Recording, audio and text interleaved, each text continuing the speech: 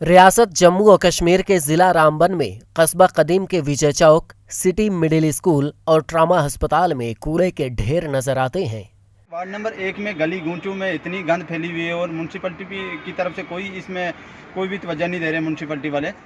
इन मकामात पर कूड़ा करकट जमा होने से स्कूली बच्चों, मरीजों और आसपास के मकीनों को जबरदस्त मुश्किलात का सामना करना पड़ रहा है। हम जब बाज़ार या कहीं हॉस्पिटल वगैरह में जाते हैं तो जहाँ तहाँ गंद पड़ा होता है।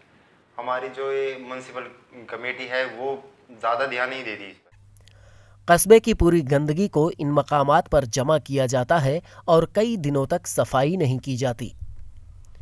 2-2 हफ्ते तक कचरा पड़ा रहता है और बदबू आती है और पब्लिक आने जाने वालों को भी दिक्कत होती है और स्कूली बच्चे भी जाते हैं, उनको बहुत दिक्कत होती है।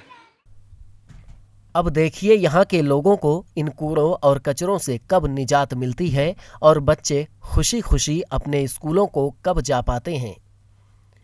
ईटीवी भारत के लिए रामबन से नवाज रूनियाल की रिपोर्ट।